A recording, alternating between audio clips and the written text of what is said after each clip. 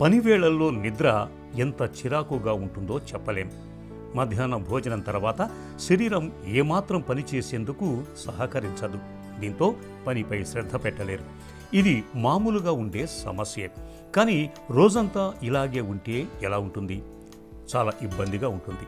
అసలు ఈ సమస్య తలెత్తటానికి రాత్రిపూట ఆలస్యంగా భోజనం చేయటం మొదలుకొని ఎలక్ట్రానిక్ పరికరాల వాడకం వరకు చాలా కారణాలే కనిపిస్తాయి. రాత్రి భోజనం ఆలస్యంగా చేయటం వల్ల జీర్ణ వ్యవస్థ దెబ్బతింటుంది. తిన్నది త్వరగా జీర్ణం కాదు. ఫలితంగా పగటిపూట కూడా మత్తుగా అనిపిస్తూ ఉంటుంది. కాబట్టి వీలైనంత తొందరగా రాత్రి భోజనం ముగించటం మంచిది. ఇక రాత్రిపూట ఎక్కువసేపు ఎలక్ట్రానిక్ పరికరాలతో గడపటం, తక్కువ వెలుతురులో వాటిని వాడటం వల్ల మనలో చాలామందికి సరైన నిద్ర ఉండటం లేదు. దీనివల్ల కూడా పగటిపూట కునుకు ముంచుకొస్తూ ఉంటుంది. కాబట్టి రాత్రిపూట స్మార్ట్ ఫోన్లు, కంప్యూటర్లు, ల్యాప్టాప్ల వాడకాన్ని పరిమితం చేసుకోవాలి. పగటిపూట కునికిపాట్లు పడకూడదనుకుంటే రాత్రిపూట మంచి నిద్ర కావాలి. ఇందుకు చుట్టూ ఉండే పరిసరాలు కూడా బాగుండాలి.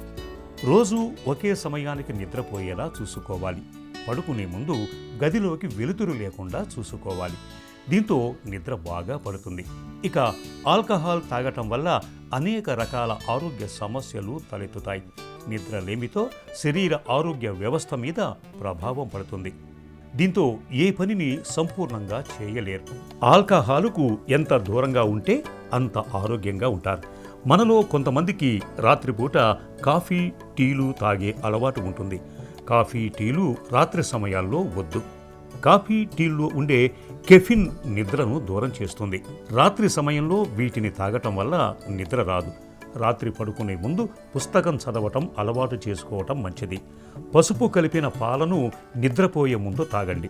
దీంతో హాయిగా నిద్ర పడుతుంది. రాత్రిపూట ఖచ్చితంగా 6 నుంచి 8 గంటల సమయం వరకు నిద్రపోవాలి. దీంతో చిరాకు, అలసట, నీరసం దరిచేరవు. రోజంతా ఉత్సాహంగా ఉండగలుగుతారు. పగటిపూట కునుకుపాట్లు పడే అవస్థలు తప్పుతాయి.